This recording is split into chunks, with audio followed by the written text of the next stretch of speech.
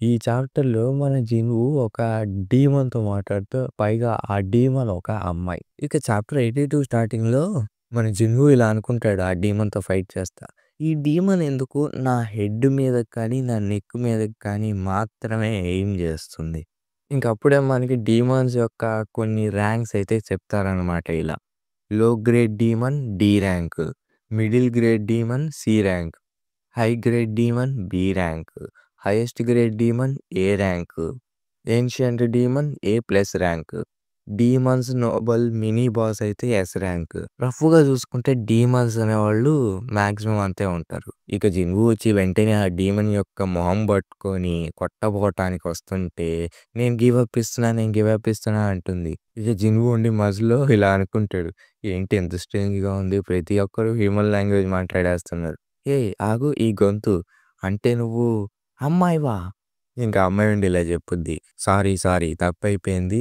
మీరు నన్నొదిలేస్తారే అని అనుకుంటున్నాను. ప్లీజ్ నన్నొదిలేయండి. ఇక జనువు ఉండి ఇలా అంటాడు. ఇప్పటిదాకా నా సోల్జర్స్ అన్నిటిని కుక్కని కొట్టినట్టు కొట్టావు. మళ్ళా ఇప్పుడు నువ్వు క్షమించు అని అడుగుతున్నావు. మా క్లాన్ చెప్పింది మేము ఈ ఏరియాని ప్రొటెక్ట్ చేయాలి అని చెప్పి. బట్ మేము చూస్తూ ఉండలేం ఒక చెత్త సారీ. ఒకడొచ్చి మిగతా డీమన్స్‌ని యాంట్‌లాగా చంపేస్తా ఉంటంటే మేమెలా చూస్తూ ఊరుకుంటాం. ఇక జనువు ఉండి ఏంటి నీకది ఓకేనా? మీ వాళ్ళని ఎవరైతే చంపారో వాళ్ళని నువ్వు బ్రతిమాలుకుంటున్నావా?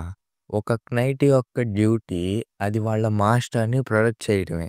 కాబట్టి వాళ్ళు పోతే పోయారులే నేను బతికున్నాగా వాళ్ళు హ్యాపీగానే ఉంటారు.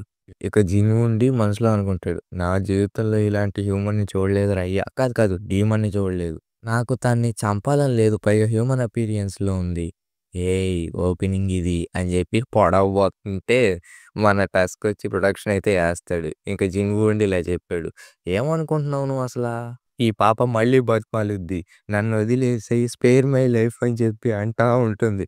ఇక జిన్‌వు ఉండి ఏం మూర్ఖురాలురా అయ్యా ఇది. ఇక జిన్‌వు ఉండి ఎంట్రీ పాస్ ఇవ్వగలవా?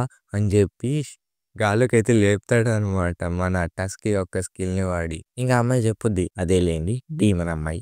ఈ ఎంట్రీ పాస్ ఏదైతే ఉందో అది మా క్లాన్ ప్రొటెక్ట్ చేస్తూ వచ్చింది. నువ్వు గనక నన్ను ఇంటికి సేఫ్టీగా తీసుకెళ్తే పైగా చేతిలోనూ ఏం ఉండకూడదు. అప్పుడు నేను మీకైతే ఇస్తాను ఎంట్రీ పాస్. నేను ఇంతలాన కష్టపడి వచ్చినా కూడా నాకు దొరకలేదంటే అది కేవలం మీరు ప్రొటెక్ట్ చేస్తున్న వల్ల. సో, అందుకే నాకు ఇంకెక్కడా కనపడలేదు. అవును సార్. నాకు ఎంట్రీ పాస్ ఎక్కడుందో తెలుసు. హైయర్ ఫ్లోర్స్‌ని కాపాడుకోవటానికి మా దగ్గరే ఉంటుంది. సో, నేను మీకు గైడ్ అయితే చేస్తాను. గ్యారంటీగా మీకైతే ఇస్తాను. అండ్ మీరు నా లైఫ్‌ని జాగ్రత్తగా మా క్లాన్‌కి అప్పగిచ్చాలి. లేకపోతే మా క్లాన్ వాళ్ళు మిమ్మల్ని చంపేస్తారు. బ్లడ్ లస్ట్ స్కిల్ అయితే జిన్‌వు యూజ్ చేస్తూ ఉంటాడు. అండ్ దగ్గరికొచ్చినాక ఇలా చెప్తాడు. నేను నిన్ను నమ్మొచ్చా అంటే, ఆ అమ్మాయి భయపడుతూ నేనేం అబద్ధాలు ఆడట్లేదు. నేను నిజమే చెప్తున్నా అనైతే అంటుంది. ఓకే. నువ్వు గనక నాకు ఎంట్రీ పాస్ ఇవ్వగలిగితే నేను ఈ ప్లేస్ వదిలేసి ఎళ్ళిపోతా. బట్ అంతకన్నా ముందు మీరంతా ఎవరు? ఇంకా అలా అన్న తర్వాత సీన్ షిఫ్ట్ చేస్తే మన యాంట్ అయితే ఒక మనిషిని తింటా ఉంటుంది. అది చూసి ఇంకోడు భయపడతాడు. వాడిని కూడా తినేసి ఇంకా పారిపోతుంది. ఇంకా చూసుకుంటే చాలా మందిని తినేసుంటుంది ఈ యాంటు. ఇంక అప్పుడు సీన్ షిఫ్ట్ చేసి మళ్ళా మన జినువు దగ్గరికైతే తీసుకెళ్తారు. అండ్ అక్కడ డీమన్ అయితే ఇలా చెప్పుద్ది. నా పేరు ఏసిల్. రైడర్ క్లాన్ యొక్క డాటర్‌ని. నా క్లాన్ ఎలాంటిదంటే ఆపు. నేను దాని గురించి మాట్లాడట్లేదు. అసలిప్పుడు నేనేం అడగాలి? ఒక సరైన సమాధానం మాన్‌స్టర్ ఇవ్వగలదా? నువ్వు ఎప్పుడన్నా కన్సిస్టెంట్‌గా నీ మైండ్‌లో ఎవరైనా మాట్లాడుతున్నట్టు గాని, ఏమన్నా వాయిసెస్ కానీ ఏమన్నా వినిపించాయా? హ్యూమన్స్‌ని చంపమని? థింక్ చేస్తూ లేదు. మాకలాంటెప్పుడు వాయిస్ అయితే ఇనపడలేదు. బట్ కొంచెం డిఫరెంట్ కైండ్ ఆఫ్ వాయిస్ అయితే మాకినపడుతుంది. మేముంటున్న ప్రాంతాన్ని కాపాడు అని చెప్పి మాకు వినపడతా ఉంటుంది. ఈ మాన్‌స్టర్ యొక్క ఆబ్జెక్టివ్ చాలా డిఫరెంట్‌గా ఉంది. మాన్‌స్టర్స్ ఏవైతే గేట్ నుంచి బయటకొస్తాయో వాటికి, వీటికి చూసుకుంటే కాస్త డిఫరెన్స్ అనేది ఉంది. డంజన్ మాన్‌స్టర్స్ చూసుకుంటే వాళ్ళ యొక్క డంజన్‌ని కాపాడుకోవాలని చూస్తుంది. అలా అయితే దీని అర్థం నేను గేట్ మాన్‌స్టర్స్‌లాగా కనపడుతుందనా వీళ్ళకి? అదే డంజన్‌లో ఉండే మాన్‌స్టర్స్‌లాగా? ఎప్పుడు మొదలైంది నీకిలా వాయిస్ రావటం మైండ్‌లో? ఎప్పుడైతే కళ్ళు తెరిచామో ఇక్కడ. ఏంటి? నిజమా? అని చెప్పి జిను షాకవుతాడు. అంటే దానర్థం ఈ డీమన్స్ ఇంకెక్కడో బతుకుతున్నారు. ఇది క్లూ అవ్వచ్చు. ఎందుకంటే సిస్టమ్ యొక్క నేచర్‌ని మనం కనిపెట్టొచ్చు. సరే ఫస్ట్ నీ కళ్ళు ఎక్కడ తెరిచావు? In the demon world. డీమన్ వరల్డ్‌లో తెరిచా. మాకు తెలియకముందే మేము ఇక్కడికొచ్చి పడ్డాం. డీమన్ వరల్డ్‌లో ఏం జేస్తూ ఉన్నారు? యుద్ధం అని గ్లిచ్ ఒస్తుందనమాట. గ్లిచ్ ఒచ్చి ఇలా చెప్పుద్ది. మేము ఒక యుద్ధం చేయడానికి సిద్ధమవుతున్నాం. అండ్ దానితోని ఈ చాప్టర్ అయితే అయిపోతుంది. ఇంకా నెక్స్ట్ చాప్టర్‌లో జూసుకుంటే ఇక జనువు ఉండి ఏంటి వారా? ఎవరికి ఎగనెస్ట్‌గా జేయబోతున్నారు? ఆ! అవును. ఇది ఒక యుద్ధం. ఎగనెస్ట్ ఒక పవర్‌ఫుల్ డీమన్ గాడికి. వాడు చాలా పవర్‌ఫుల్‌గా ఉంటాడు. మా దగ్గర ఉన్న అన్ని డీమన్స్ కూడా ఒకటైపోయాం వానితో ఫైట్ చేయడానికి. నువ్వు చెప్పాల్సిన దానికంటే ఎక్కువ చెప్పావు. కాబట్టి ఈ కాన్వర్జేషన్స్ అనేది డిలీట్ చేయబడుతుందని జెప్పి 4, 5 సార్లయితే అంటుందనమాట. ఒక గ్లిచ్ ఎఫెక్ట్ లాగా వచ్చి. సేమ్ బార్కాకి ఎలా అయిందో ఇక్కడ కూడా అలానే అవుతుంది. ఈ సిస్టమ్ కావాలనే కాన్వర్జేషన్స్ అనేవి ఆపుతుంది. అంటే తను చెప్తుంది తనేమన్నా క్లూనయితే గ్యాదర్ చేయగలదు. లెవెలింగ్ అప్, ఇన్‌స్టంట్ డంజన్స్, క్వెస్ట్‌లు, రివార్డ్స్ అండ్ పెనాల్టీస్ ఈ మొత్తం గూడా చూసుకుంటే ఒక వీడియో గేమ్ లానే ఉంది. బట్ ఇదంత స్ట్రేంజ్‌గా ఏమి అనిపించట్లేదు. ఒకవేళ మాన్‌స్టర్‌కి కూడా వీడియో గేమ్ లానే అనిపించి వాళ్ళకి బ్యాక్ స్టోరీ ఉంటే ఎనీవే మీ పవర్‌ఫుల్ ఎనిమీ ఎవరు? అది, అది అని తల పట్టుకొని కిందైతే పడిపోతుందనమాట. కాస్త గట్టిగా రియాక్ట్ అయింది సిస్టమ్. అందుకే కళ్ళు తిరిగి పడిపోయింది. ఆ ఎనిమీ గాడికి అంత శక్తి ఉంటే, పైగా నన్ను ఏదో ఒక కారణంతో భూమిని ఇన్‌ఫ్లూయెన్స్ చేయడానికి ప్రయత్నిస్తున్నాడు. అలా అయితే ఆ డీమన్స్ అండ్ వాడు ఫైట్ చేసుకొని ఉంటారు. మేబీ వాళ్ళేనా ఒక మెయిన్‌కి. ఇంకా తర్వాత సీన్ షిఫ్ట్ చేసి మళ్ళా ఆ యాంట్ దగ్గరికైతే తీసుకెళ్తారు. వాళ్ళేమో దాన్ని చంపండ్రా, చంపండ్రా అని అరుస్తా ఉంటే, వెంటనే ఆ యాంట్ వచ్చి వాడి తలనైతే కోసేస్తుంది. ఏంటి? అదేంటి? హీలర్స్‌ని ఊకే ఫస్ట్ అటాక్ చేసేస్తుంది. వీకెస్ట్ హంటర్స్ అనే ఈ ర్యాంక్స్ వాళ్ళు ఫస్ట్‌లో చనిపోయారు. మా హంటర్స్ నంబర్ తగ్గుతూ, తగ్గుతూ వచ్చిన తర్వాత మా హీలర్‌ని నెక్స్ట్‌గా టార్గెట్ చేసుకొని చంపేసింది. తర్వాత మమ్మల్ని వీక్‌గా చేసింది. ఆ మాన్‌స్టర్‌కి ఖచ్చితంగా తెలుసు డిసడ్వాంటేజ్ బ్యాటిల్‌లో ఎలా ఉంటుందో. కొంపదీసి దానికొక బ్రెయిన్ ఉందా? ఆలోచించగలదా నెక్స్ట్ ఏం జరగబోతుందో? ఇంగా ఈ వీడియో క్లిప్‌ని హంటర్ అసోసియేషన్ వాళ్ళందరికైతే చూపిస్తా ఉంటారు. ఇదే మాకు దొరికింది బ్లాక్ బాక్స్ దగ్గర. ఈ మ్యూటెంట్ యాంట్ ఏదైతే ఉందో అదైతే మిగతా హంటర్స్‌ని ఎలిమినేట్ చేసేసింది ఒక్క రోజులోనే. పైగా ఈ మ్యూటెంట్ యాంటే మనం ఫస్ట్ కనిపెట్టింది. అక్కడున్నోళ్ళందరూ మనకి దగ్గర ప్రాంతం వాళ్ళవ్వటం వల్ల మనం దాన్నైతే ఆ ఎవిడెన్స్‌ని మనం కలెక్ట్ చేసుకోగలిగాం. అది ఖచ్చితంగా పారిపోయి ఉంటుంది ఇదంతా జరిగిన తర్వాత. నిజంగా హంటర్స్‌కి థాంక్స్ చెప్పుకోవాలి. ఎందుకంటే ఎమర్జెన్సీ కాల్‌ని వాళ్ళు ఆన్సర్ చేశారు. అండ్ ఎలిమినేట్ చేయగలిగారు దాన్ని. క్యాజువల్‌గా చూసుకున్నా కూడా అక్కడ 4 ఈ rank hunters, 1 D rank healer and 1 C rank leader ఇంతమందున్నారు. నిజానికి మీకు తెలియని ఇంకో ఫ్యాక్ట్ ఏంటంటే ఆ మ్యూటెంట్ యాంట్ వచ్చిన తర్వాత ఏ ర్యాంక్ హంటర్ చాలా లేట్‌గా జాయిన్ అయ్యాడు. ఇలా చూసుకుంటే మనం ఒక యాంట్‌ని చంపేయటానికి ఏ ర్యాంక్ హంటర్ వాడన్నా కావాలి అట్‌లీస్ట్‌లో చూసుకున్నా. ఇప్పటి వరకు 294 సివిలియన్స్ అయితే చనిపోయారు. అండ్ ఆ 294లో 108 మంది హంటర్సే ఉన్నారు. అండ్ పైగా యాంట్ అయితే ఫ్లై చేయగలదు. అండ్ దానికున్న ఎబిలిటీ ఏంటంటే అది డేంజర్‌ని సెన్స్ చేయగలదు. అండ్ అక్కడి నుంచి పారిపోద్ది. జపాన్ ఏదైతే ఉందో అది మోస్ట్ అడ్వాన్స్‌డ్ కంట్రీ ఏషియాలో చూసుకుంటే. హంటర్ సిస్టమ్స్ టర్మ్ చూసుకుంటే కొంచెం అటు ఇటుగానే ఉంటాయి. అండ్ జపాన్ గనక వీటన్నిటి గురించి పట్టించుకుంటే, అది సౌత్ కొరియా కల్లే వచ్చినా కూడా వచ్చేయొచ్చు కదా! యాంట్స్ అన్నీ కూడా. జస్ట్ జపాన్ లానే మనకు కూడా చాలా ఐలాండ్స్ అయితే ఉన్నాయి. అండ్ మనం ఒకేసారి అన్నీ మానిటర్ చేయలేం గదా!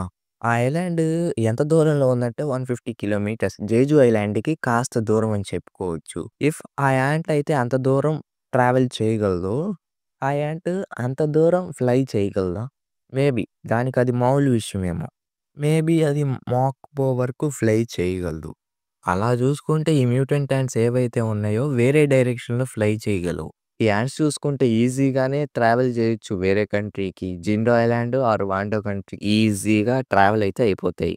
వాళ్ళు బీ కన్నా కూడా ఒక యాంట్ అంటే బెటరేమో. జపాన్ దగ్గర ఉన్నంత మంచి హంటర్స్ సౌత్ కొరియాలో లేరు. అండ్ డిస్పాచ్డ్ కూడా అయిపోయారు. అండ్ రిటైర్ కూడా చాలా మందైతే అయిపోయారు. మనం ఎంతమంది హంటర్స్ పంపించినా వాళ్ళకి ఫుడ్ అయితే అయిపోతారు. ఇక గోగని ఉండి ఇలా అనుకుంటాడు. అసలు ఎవరు హెల్ప్ చేయగలరు మనకిప్పుడు? ఒక నేషన్ ఉంది. అందులో చాలామంది హంటర్స్ ఉన్నారు. కానీ చాలా ల్యాండ్స్‌నైతే ప్రొటెక్ట్ చేయాలి. Like China or Russia. United States చూసుకుంటే మీరు మాకు సపోర్ట్ చేస్తారా అని అడిగితే వాళ్ళైతే దాన్ని రిఫ్యూజ్ చేశారు. ఎప్పుడైతే ఎస్రాన్ గేట్ ఫస్ట్ టైమ్ ఓపెన్ అయిందో. ఏం తలనొప్పిరా బాబు! ఇంకప్పుడే ఊహించోళ్ళొచ్చి నేను మీకో విషయం చెప్పాలి. ఏంటిది? ఊహించోలుండి చెవులో ఇలా చెప్తాడు. నేనిందాక చెప్పిన దాంట్లో నేను ఒకటి చెప్పలేదు. అండ్ అది మీకు మాత్రమే చెప్పాలి. అదొక సీక్రెట్. ఒకతనైతే మనకి హెల్ప్ చేస్తామని చెప్పాడు. అవునా? ఎవరు? హంటర్ హాంగ్ డాంగ్సు స్కావెంజర్ గిల్ నుంచి అని జెప్పాడు. వచ్చే 'జేజు ఐలాండ్' ఫైట్‌లో తను గూడా వచ్చి హెల్ప్ చేస్తానని. అలా అయితే ఇంకేం హ్యాపీ. ఆ! అవును సార్. ఎందుకంటే తను సౌత్ కొరియా వస్తుంది. మనకి హెల్ప్ చేస్తుంది 'సంగ్ జిన్‌వూ' కోసం. అవునా? రిజల్ట్స్ ఏంటి? కొంచెం ట్రబుల్స్ అయితే అయ్యాయి. బీయింగ్ రెడ్ గేట్ ఇన్సిడెంట్ జరుగుతున్నప్పుడు. మేము రిక్వెస్ట్ అయితే సెండ్ చేసాం. ఈ కంట్రీ రావటానికి ఎంట్రీ గూడా ఇచ్చాం. పైగా హంటర్ హాంగ్ డాంగ్‌సు మాత్రమే కాదు మనల్ని కాంటాక్ట్ చేసింది. ఇంకెవరున్నారు? తను ఒక నేషనల్ లెవెల్ హంటర్. మీరు వెళ్లి చూస్తారా తను ఎలా ఉంటాడో? ఇంక ఆ తర్వాత సీన్ షిఫ్ట్ చేసి మన జిన్‌వు దగ్గరికైతే తీసుకెళ్తే అక్కడ ఎజిల్ అయితే లేస్తుందనమాట. నేను ఎంత కాలంగా పడుకొనున్నాను. ఓహ్! లేచావా నువ్వు? చూస్తూ ఉంటే డీమన్స్ అనేవాళ్ళు నీతో అంత ఫ్రెండ్లీగా లేరనుకుంటా. పాపం నీ మీద చాలా పగ పట్టేశారు. ఈ చెత్తాదోళ్ళు నిన్ను అటాక్ చేయబోయారు. నాకు చెప్పకు నువ్వు? కొంపదీసి నేను నిద్రలో ఉన్నప్పుడు నువ్వు నన్ను కాపాడావా? Thank you. తెలివున్న డీమన్స్‌కి, తెలివి లేని డీమన్స్‌కి కంపారిజన్ అయితే చేయొద్దు. ఇంకా ఎంత దూరం అబ్బా ఎంట్రీ పాస్‌కి అని జిన్‌వు అడిగితే వెంటనే ఎజిల్ అయితే తన క్యాస్టిల్ దగ్గరికైతే తీసుకెళ్తుంది. ఇక జిన్‌వు ఉండి లోపల ఇలా అనుకుంటాడు. ఏంటి? ఒక డీమన్ క్యాస్టిల్ లోపల ఇంకో డీమన్ క్యాస్టిలా? ఇంకా ఎజిల్ ఉండి మా ఫాదర్ ఎక్కడ అంటే ఆ గార్డ్ ఉండి లోపల ఉన్నాడు అంటాడు. ఇంతకీ నీ ఎనకాలున్న వ్యక్తి ఎవరు? తను ఒక మంచి గెస్ట్ మనకి. సో మర్యాదలనేవి గట్టిగా ఉండాలి రోయ్. ఫాదర్ నేను మీకోసం ఒక గెస్ట్‌ని తీసుకొచ్చా. జిన్‌వు ఉండి ఇదేనా థాన్ రూమ్ అంటే? ఒకవేళ నేను ఫస్ట్ నుంచి ఫైట్ చేసుకుంటూ వచ్చుంటే ఈడే నా బాస్ అయ్యేవాడేమో. ఎసిల్ నీకసలు బుద్ధుందా? నీకసలు ఇంతైనా తెలుస్తుందా నువ్వు ఎవరిని తీసుకొచ్చావో ఇక్కడికి? లేదు లేదు అలా ఏం లేదు. తినొక గెస్ట్ లాంటోడు. ఏంటి గెస్టా?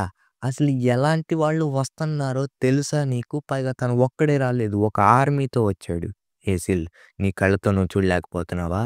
అక్కడ చాలా మందున్నారు. ఎంతలా అంటే కౌంట్ కూడా చేయలేం. వాళ్ళే షాడో సోల్జర్స్. వీడికి ఖచ్చితంగా సెన్స్ చేసే ఎబిలిటీస్ చాలా గట్టిగానే ఉన్నాయి. నీకెంత ధైర్యం లేకపోతే నీ సోల్జర్స్‌ని ఇక్కడికి తీసుకొస్తావారా? అని చెప్పి చుట్టూరు అయితే జనాలనైతే పంపిస్తాడనమాట.